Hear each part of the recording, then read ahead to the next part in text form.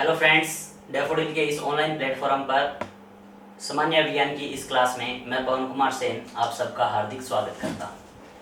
ठीक है, तो लास्ट टाइम अपन क्या पढ़ रहे थे? किडनी उत्सर्जन तंत्र पढ़ा था। उत्सर्जन तंत्र को हमने पूरा कर दिया था, लगभग पूरा कर दिया था। अब पढ़ते हैं अपन उत्सर्जन से संबंधित रोग। अब क्या पढ़ते हैं? उत्सर्जन से संबंधित रोग। तो उत्सर्जन से संबंधित पहला रोग, उत्सर्जन से संबंधित है पहला रोग यूरेमिया। पहला रोग कौन सा है दोस्तों? यूरेमिया। गौर करना दोस्तों, छोटे छोटे रोग हैं, ठीक है। यूरेमिया, यूरेमिया का मतलब क्या है? रक्त में, गौर करना दोस्तों, रक्त में यूरिया की मात्रा का बढ़ना। रक्त में यूरिया की मात्रा का बढ़ना। रक्त में यूरिया की मात्रा का बढ़ना क्या कहलाता है दोस्तों? यूरेमिया कहलाता है। रक्त में यूरिया की मात्रा का बढ़ना क्या कहलाता है? यूरेमिया कहलाता है दोस्तों। क्या कहलाता है? यूरेमिया कहलाता है। Got it? बोलो कोई प्रॉब्लम? अब देखो, अब ये यूरिया की मात्रा अगर 10 से 30 mg पर 100 ml से अधिक हो जाए ना, से अधिक हो जाए, तो इस कंडीशन को अपन क्या बोलते हैं? यूरेमिया बोलते हैं दोस्तों। समझ गए ना? इस कंडीशन में अपन क्या बोलते हैं? यूरेमिया बोलते हैं। और रक्त में यूरिया की मात्रा बढ़ने से व्यक्ति की मौत तक हो सकती है। यानी इसकी थोड़ी भयानक स्थिति है, ये भयानक रोग है, इसमें व्यक्ति की मौत तक हो सकती है। ठीक है। हाँ, 2 नंबर दोस्त रोग है दोस्तों गठिया या गाउट। 2 नंबर पे क्या है दोस्तों? गठिया या गाउट। 2 नंबर रोग है गठिया या गाउट। 2 नंबर रोग है दोस्तों गठिया या गाउट। देखो गठिया या गाउट क्या होता है? गठिया या गाउट, देखो सबसे पहले मैं बता दूं, यह एक आनुवंशिक रोग है। क्या है? ये एक आनुवंशिक रोग है दोस्तों। आनुवंशिक रोग है, याद रखना। गठिया क्या है? एक आनुवंशिक रोग है, जेनेटिकल डिजीज है, जो पीढ़ी दर पीढ़ी गमन करता है, जो पीढ़ी दर पीढ़ी गमन करता है। आगे बात करें, यह गठिया रोग है ना, क्यों होता है? जो हमारे अस्थियों के संधि स्थल है, गौर करना दोस्तों, अस्थियों के संधि स्थलों, अस्थियों के संधि स्थलों पर यूरिक अम्ल के जमाव के कारण, यूरिक अम्ल के जमाव के कारण अस्थियां प्रॉपर्ली गति नहीं कर सकती। जमाव के कारण अस्थियां गति नहीं कर पाती, अस्थियां गति नहीं कर पाती दोस्तों। ठीक है, अस्थियां गति नहीं कर पाती। क्लियर है? हाँ, यूरिक अम्ल के जमाव के कारण अस्थियां हैं वो प्रॉपर्ली मोशन नहीं कर पाएंगी, गति नहीं कर पाएगी, घूम नहीं पाएंगी। ठीक है, तो इसे अपन क्या बोलते हैं? गठिया या गाउट बोलते हैं। इसके बारे में 2 रोचक फैक्ट आप याद रख सकते हो। पहला क्या है? डिहाइड्रेशन।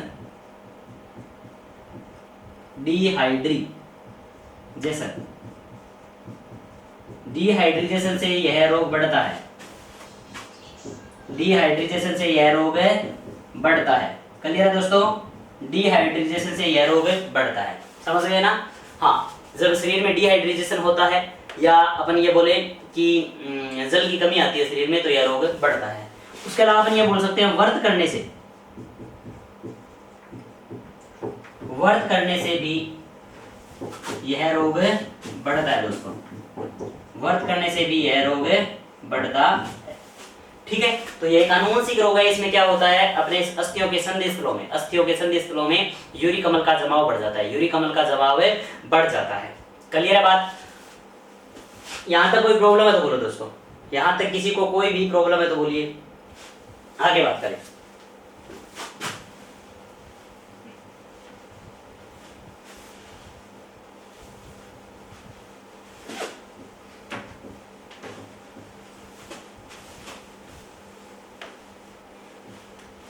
तीसरा रोग है दोस्तों वृक्क पथरी या रेनल स्टोन। वृक्क पथरी या रेनल स्टोन। देखो तीसरा रोग है वृक्क पथरी, या इसे क्या बोलते हैं दोस्तों, किडनी की पथरी, किडनी की पथरी, या इसे क्या बोला जाता है दोस्तों, रेनल स्टोन बोला जाता है, या इसे क्या बोला जाता है, रेनल स्टोन। क्या बोला जाता है इसे, रेनल स्टोन बोला जाता है। इसे क्या बोला जाता है दोस्तों, रेनल स्टोन बोला जाता है। ठीक है, याद रह जाएगा ना, इसे क्या बोला जाएगा, रेनल स्टोन बोला जाएगा। अब देखो हमारे लीवर में, हमारी किडनी में, सॉरी हमारी किडनी में, हमारी किडनी में क्या हो, देखो कैल्शियम का स्तर है ना, देखो गौर करना दोस्तों, समझा रहा हूं थोड़ा। कैल्शियम का स्तर नियंत्रित करने वाले हार्मोन, कैल्शियम का स्तर नियंत्रित करने वाले हार्मोन, कैल्शियम का स्तर नियंत्रित करने वाले हार्मोन कौन कौन से होते हैं, पैराथार्मोन और कैल्सिटोनिन होते हैं दोस्तों। कौन कौन से होते हैं, पैराथार्मोन व कैल्सिटोनिन, पैराथार्मोन व कैल्सिटोनिन। ठीक है, अब इन दोनों के स्त्रावण में अनियमितता होने से, इन दोनों के स्त्रावण में अनियमितता होने से किडनी में क्या होता है, सोडियम व कैल्शियम के लवण जमने लगते हैं दोस्तों, के लवण जमने लगते हैं। ठीक है, के लवण जमने लगते हैं किसके रूप में दोस्तों, किसके रूप में बताओ, सोडियम ऑक्सोलेट एवं पोटेशियम ऑक्सो, सोडियम ऑक्सोलेट एवं कैल्शियम ऑक्सोलेट के रूप में, मुख्य रूप से सोडियम ऑक्सोलेट के रूप में। किसके रूप में दोस्तों, सोडियम ऑक्सोलेट के रूप में, सोडियम ऑक्सोलेट के रूप में जमने लगते हैं। समझ गए दोस्तों, सोडियम ऑक्सोलेट के रूप में जमने लगते हैं, या कैल्शियम ऑक्सोलेट के रूप में जमने लगते हैं, जिसे अपन क्या बोलते हैं, किडनी की पथरी बोलते हैं दोस्तों। समझ गए ना। हाँ, अब एक बात और सुनिए, अब कुछ दवाओं की सहायता से, या कैल्सिटोनिन हार्मोन है ना, कैल्सिटोनिन हार्मोन, उन दवाओं में कैल्सिटोनिन हार्मोन की प्रधानता होती है। कैल्सिटोनिन हार्मोन एवं अन्य दवाओं की सहायता से धीरे धीरे इन लवणों को यूरिन के माध्यम से शरीर से बाहर निकाल दिया जाता है, यूरिन के माध्यम से शरीर से बाहर निकाल दिया जाता है। तो कहने का मतलब ये जो पथरी है या रेनल स्टोन है वो किसके माध्यम से निकलेगा दोस्तों, यूरिन या मूत्र के माध्यम से शरीर से बाहर निकलेगा। तो यहाँ पे आपको गौर करने वाली बात ये है कि कई लोग बोलते हैं ना कि बियर पीजिए, क्या पीजिए, बियर, बियर पीने से क्या होता है, किडनी की पथरी निकलती है। कई बार हाँ अपने बापू वगैरह बना लेते हैं ना, अरे बावड़ी बात करेंगे, मेरा पथरी है जब पीऊं, अन्यथा मैं को नहीं पीऊं। वो बात है दोस्तों, हकीकत में क्या होता है, बियर पथरी नहीं निकालती। गौर करना इस बात पे, बियर किडनी की पथरी को नहीं निकालती दोस्तों, याद रह जाएगा ना। बियर है वो किडनी की पथरी को नहीं निकालती, ये केवल एक बहाना है दोस्तों। लेकिन फिर भी ये बोला जाता है तो इसके पीछे कुछ तो लॉजिक होगा, इसके पीछे कुछ तो लॉजिक होगा। देखो इसका लॉजिक क्या है मैं बताता हूं। बियर, चाय, कॉफी, तरबूज, ये सब क्या करते हैं, मूत्रण प्रक्रिया को बढ़ा देते हैं। समझ गए ना, मूत्रण प्रक्रिया को बढ़ा देते हैं। समझ रहे हो क्या बात को, मूत्रण प्रक्रिया को बढ़ा देते हैं। यानी बियर के सेवन से, कॉफी के सेवन से, चाय के सेवन से मूत्रण प्रक्रिया वो बढ़ जाती है।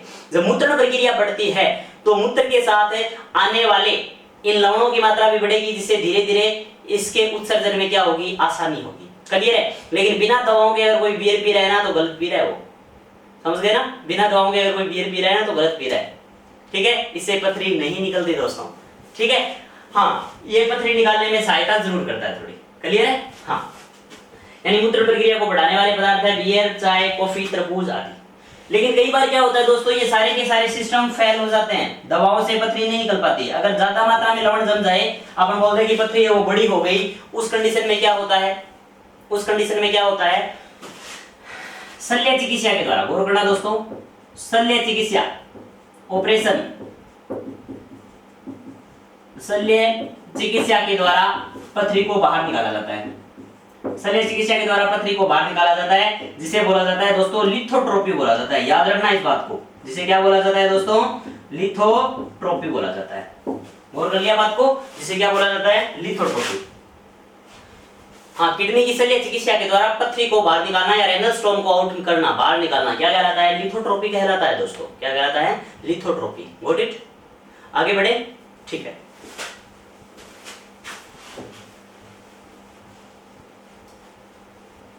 हकीकत में ये रेनल स्टोन जमता का है, वृक्क नलिका होती है ना उसमें, या मूत्र नलिका है ना, मूत्र नलिका उसमें आगे की ओर, ठीक है।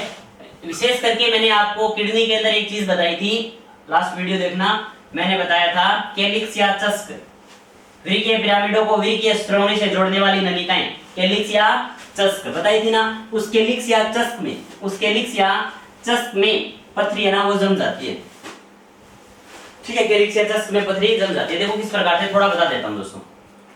ये इस प्रकार से अपन ने किडनी बनाई थी ना,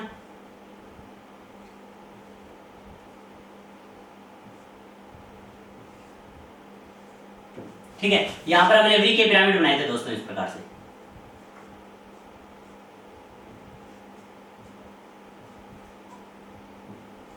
इस प्रकार से बनाए थे ना। अब देखिए यहां पर वृक्कीय श्रोणि थी और यहां पर एक नलिका थी, ठीक है। यहां पर वृक्कीय श्रोणि थी, इस श्रोणि भाग, यहां पर वृक्कीय श्रोणि थी, ठीक है। अब इस वृक्कीय श्रोणि को ये नलिका नहीं जोड़ रही क्या, तो इस नलिका नुमा स्थान पर लवण है ना वो इस प्रकार से जम जाते हैं, ठीक है। तो यहाँ पर ये लवण जमना शुरू कर देते हैं। इस लवण जमने से इसकी कार्य प्रणाली वो क्या हो जाएगी? बाधित हो जाएगी, जिसे क्या बोला जाता है? पथरी बोला जाता है। समझ गए ना? हाँ, अब शल्य चिकित्सा से काटकर यहाँ से थोड़ा सा इसे बाहर निकाल देते हैं, जिससे रेनल स्टोन से राहत मिल जाती है या निजात मिल जाती है। ओके दोस्तों, आगे बात करते हैं। अगला टॉपिक है अपना चौथा रोग। हाँ, चौथे रोग की बात करते हैं अपन, ब्राइट का रोग। चौथा रोग कौन सा है दोस्तों? ब्राइट का रोग। ब्राइट का रोग, समझ गए? ब्राइट का रोग, ब्राइट ने खोज की थी इसलिए क्या बोलते हैं? ब्राइट का रोग बोलते हैं। इसका एक नाम और है दोस्तों, नेफ्रिटिस। क्या नाम है इसका? नेफ्रिटिस। नेफ्रिटिस, ब्राइट का रोग या नेफ्रिटिस, ब्राइट का रोग या नेफ्रिटिस। इसमें क्या होता है दोस्तों? इसमें अपने जो ग्लोमेरुल्स नहीं होता क्या, ग्लोमेरुल्स, देखो इसमें जो ग्लोमेरुल्स होता है ना, ये ग्लोमेरुल्स में सूजन आ जाती है। इस ग्लोमेरुल्स में क्या आ जाती है? सूजन। किसके कारण है? स्ट्रेप्टोकोकाई, स्ट्रेप्टोकोकाई नामक जीवाणु, स्ट्रेप्टोकोकाई नामक है जीवाणु के संक्रमण से अपने ग्लोमेरुल्स में क्या आ जाती है? सूजन आ जाती है। ग्लोमेरुल्स में क्या आ जाती है दोस्तों? सूजन आ जाती है। और जो ग्लोमेरुल्स में सूजन आती है ना, जो इस ग्लोमेरुल्स में सूजन आ रही है दोस्तों, गौर करना इस बात पर, जो ग्लोमेरुल्स में सूजन आ रही है, इससे क्या होगा? निस्यंदर है ना वो बढ़ जाएगी, निस्यंदर है वो बढ़ जाएगी। यहां तक कि आरबीसी है ना वो भी छनकर वृक्क नलिका में आ जाएगी। आरबीसी है वो भी छनकर कहां जाएगी? वृक्क नलिका में आ जाएगी। इस रोग को क्या बोलते हैं? ब्राइट का रोग बोलते हैं, नेफ्रिटिस बोलते हैं। जिसका निजात कैसे हो सकता है? डॉक्टर की सलाह से, उचित प्रकार की एंटीबायोटिक से इसका निजात हो सकता है। ओके दोस्तों, आगे बढ़ते हैं। चौथा रोग है दोस्तों ब्राइट के रोग के बाद। अब देखो कई प्रकार के एक जैसे रोग आएंगे दोस्तों, थोड़ा थोड़ा अंतर है, ज्यादा कोई फर्क नहीं है, बिल्कुल थोड़े थोड़े नॉर्मल अंतर है। उन रोगों की मैं आपसे बात करूंगा, उन रोगों को आपको पढ़ना है, ठीक है। अगला है दोस्तों ग्लाइकोसूरिया। क्या है? ग्लाइकोसूरिया। ग्लाइकोसूरिया, ग्लाइकोसूरिया, ठीक है। क्या है? ग्लाइकोसूरिया है दोस्तों, जिसे बोलते हैं डायबिटीज मेलिटस। क्या बोलते हैं दोस्तों? डायबिटीज मेलिटस बोलते हैं दोस्तों, जिसे बोलते हैं दोस्तों डायबिटीज मेलिटस। क्या बोलते हैं? डायबिटीज मेलिटस बोलते हैं। ग्लाइकोसूरिया को क्या बोला जाता है? डायबिटीज मेलिटस बोला जाता है। इसमें क्या होता है? रक्त में शर्करा का स्तर बढ़ने से, रक्त में शर्करा का स्तर बढ़ने से क्या होगा? शर्करा है वो यूरिन के साथ शरीर से बाहर निकलने लगेगी। शर्करा है वो यूरिन के साथ शरीर से बाहर निकलेगी।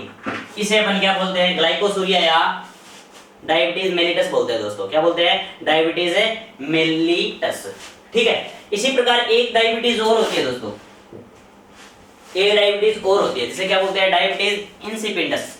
डायबिटीज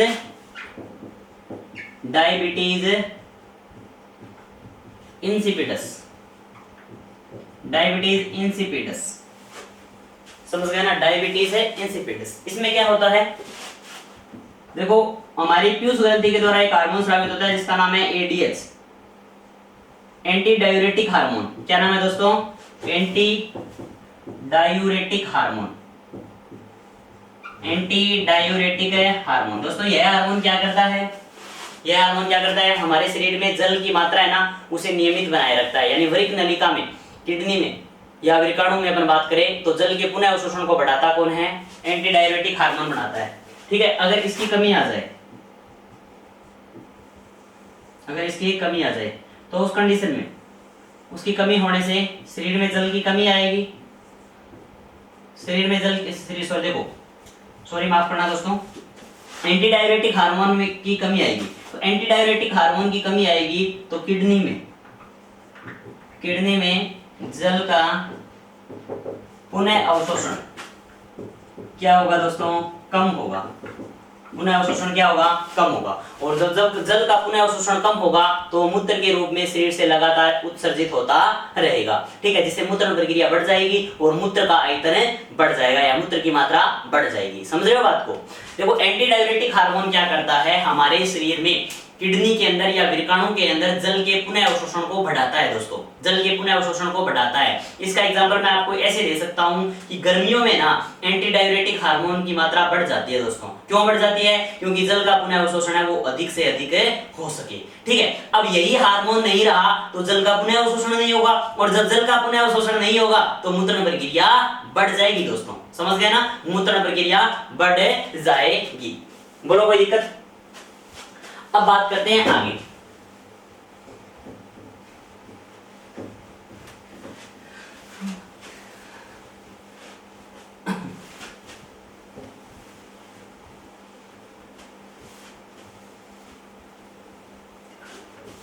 हाँ, आगे बात करते हैं अपन ओलिगो यूरिया। अगला रोग कौन सा है दोस्तों, oligo urea. Oligo urea, oligo urea. अगला रोग कौन सा है दोस्तों, ओलिगो यूरिया। कौन सा रोग है, ओलिगो यूरिया। इसमें क्या होता है दोस्तों, ओलिगो यूरिया के अंदर, ओलिगा यूरिया के अंदर मूत्र प्रक्रिया ना वो कम हो जाती है। ओलिगो यूरिया के अंदर मूत्र प्रक्रिया कम हो जाती है। ओलिगो यूरिया में मूत्र प्रक्रिया वो क्या हो जाएगी दोस्तों, कम हो जाएगी। क्लियर है, छोटी छोटी बातें हैं, देखते जाइए। आगे पाइयूरिया। अगला कौन सा है दोस्तों, पाइयूरिया। पाइयूरिया में क्या होता है, मूत्र में मवाद कोशिकाएं बढ़ जाती है। मूत्र में मवाद कोशिकाएं किसी भी कारण से बढ़ जाए ना तो उसे क्या बोलते हैं, मूत्र में मवाद कोशिका में वृद्धि हो जाती है। इसे अपन क्या बोलते हैं, पाइयूरिया बोलते हैं दोस्तों। क्या बोलते हैं इसे, पाइयूरिया बोलते हैं। ठीक है, अब देखो इसी प्रकार होता है दोस्तों हिमेटोयूरिया। हिमेटोयूरिया इसी प्रकार होता है दोस्तों हीमोग्लोबोयूरिया।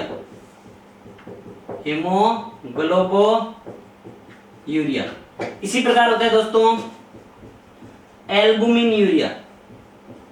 इसी प्रकार क्या होता है दोस्तों, एल्बुमिन यूरिया। हिमेटोयूरिया, हीमोग्लोबोयूरिया, एल्बुमिन यूरिया, और 10वां होता है दोस्तों अपन बोल सकते हैं प्रोटीनोयूरिया।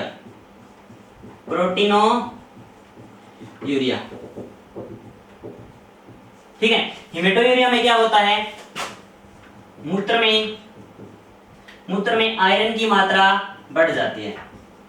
मूत्र में आयरन की मात्रा बढ़ जाती है। हीमोग्लोबोयूरिया में क्या होगा, मूत्र में हीमोग्लोबिन की मात्रा बढ़ जाएगी। मूत्र में हीमोग्लोबिन की मात्रा बढ़ जाएगी। एल्बुमिन यूरिया में क्या होगा कि मूत्र में एल्बुमिन प्लाज्मा प्रोटीन होता है ना, पीछे मैं रक्त में बता चुका हूं आपको, एल्बुमिन की मात्रा बढ़ जाएगी।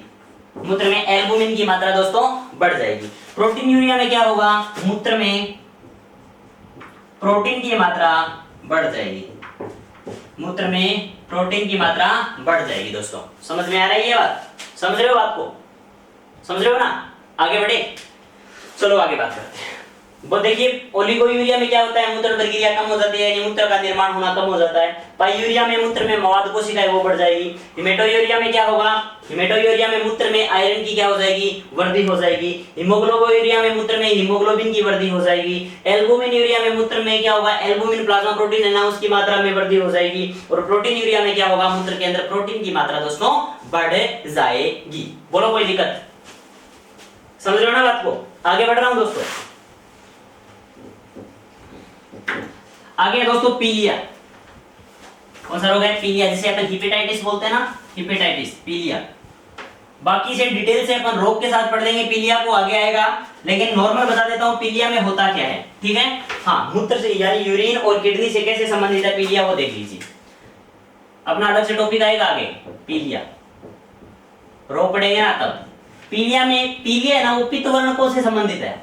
किससे संबंधित है दोस्तों, पित्त वर्णकों से संबंधित है। पित्त वर्णक समझ रहे हो ना, पित्त वर्णकों से संबंधित है। क्लियर है बात को दोस्तों, पित्त वर्णकों से संबंधित है। इसमें क्या होता है, किसी भी कारणवश लीवर में अगर पित्त वर्णकों की संख्या बढ़ जाती है, लीवर में पित्त वर्णकों की संख्या बढ़ जाती है, तो ये पित्त वर्णक है वो रक्त में उनकी मात्रा क्या हो जाएगी, वृद्धि हो जाएगी। रक्त में इनकी वृद्धि हो जाएगी तो हमारी त्वचा, नाखून एवं आंखें पीले रंग की दिखाई देगी दोस्तों। आंखें पीली हो जाएगी, जिसे क्या बोलते हैं, पीलिया बोलते हैं दोस्तों। गौर करो दोस्तों, क्या होगा कि रक्त के अंदर पित्त वर्णकों, बिलीरुबिन व बिलीवर्डिन, समझ रहे हो ना, आरबीसी के विखंडन से क्या बनते हैं, बिलीरुबिन और बिलीवर्डिन, जो एक प्रकार के बाइल्स पिगमेंट हैं, जो एक प्रकार के क्या हैं, बाइल्स पिगमेंट है, उनकी मात्रा रक्त में बढ़ जाती है किसी भी कारणवश, तो हमारी आंखें, हमारे नाखून, ठीक है, और हमारी त्वचा है ना वो पीलापन ले लेती है, या उसका रंग कैसा हो जाता है दोस्तों, पीला हो जाता है, ठीक है, जिसे अपन क्या बोलते हैं, पीलिया बोलते हैं दोस्तों। क्या बोलते हैं, पीलिया बोलते हैं। अगला रोग देखिए दोस्तों, आज की क्लास का अंतिम रोग, ठीक है, किडनी से संबंधित रोगों की हमने बात कर ली। हाँ, अब बात करते हैं, अगला रोग है दोस्तों एल के पटोनूरिया।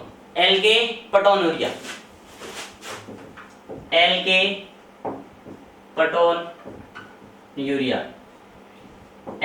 पटोनूरिया कौन सा है दोस्तों, एल के पटोनूरिया कौन सा रोग है, एल के पटोनूरिया में क्या होता है, मूत्र में एल के पटोन, गौर करो दोस्तों, मूत्र में एल के पटोन नामक यौगिक या एक प्रकार का अम्ल होता है, हीमोजेंटिसिक अम्ल। कौन सा होता है, हीमोजेंटिसिक अम्ल। कौन सा होता है दोस्तों, हीमोजेंटिसिक अम्ल होता है। मूत्र में एल्कोपटन या हीमोजेंटिसिक अम्ल की मात्रा बढ़ जाती है दोस्तों, ठीक है। और जैसे ही एल्केपटोन वायु के संपर्क में आता है दोस्तों, जैसे ही एल्केपटोन है वो वायु के संपर्क में आता है, तो मूत्र है वो किस रंग का हो जाता है दोस्तों, काले रंग का हो जाता है। या एल्केपटोन है ना वो किस रंग का हो जाता है दोस्तों, काला हो जाता है। जब एल्केपटोन काला होता है ना, तो मूत्र है वो भी किस रंग का दिखाई देगा दोस्तों, काले रंग का दिखाई देगा। कि जैसे ही एल्केपटोन वायु के संपर्क में आएगा तो वो काला हो जाएगा, जैसे मूत्र है वो भी किस रंग का दिखाई देगा, काले रंग का दिखाई देगा। इस कारण इस रोग को कर्षण मर्ग रोग कहते हैं दोस्तों। इस कारण इस रोग को क्या बोलते हैं, कर्षण मूत्र रोग बोलते हैं, सॉरी कर्षण मर्ग नहीं, कर्षण मूत्र रोग बोलते हैं दोस्तों। कर्षण मर्ग तो काला हिरण हो गया, क्या बोलते हैं, कर्षण मूत्र रोग बोलते हैं। क्यों, क्योंकि इसमें यूरिन है वो क्या हो जाएगा, काला हो जाएगा दोस्तों। ये सब क्या थे, किडनी से संबंधित समस्त महत्वपूर्ण रोगों की मैंने लगभग बात कर दी, ठीक है दोस्तों। उम्मीद करता हूं आज की क्लास से आप सेटिस्फाई होंगे। अगर आपको फिर भी कोई प्रॉब्लम है तो आपका स्ट्रांगली वेलकम है, किसमें, कमेंट बॉक्स में आइए और अपने जवाब और सवाल वहां पे कीजिए, ठीक है। मिलते हैं आपसे एक ब्रेक के बाद अगले एपिसोड में। Thank you.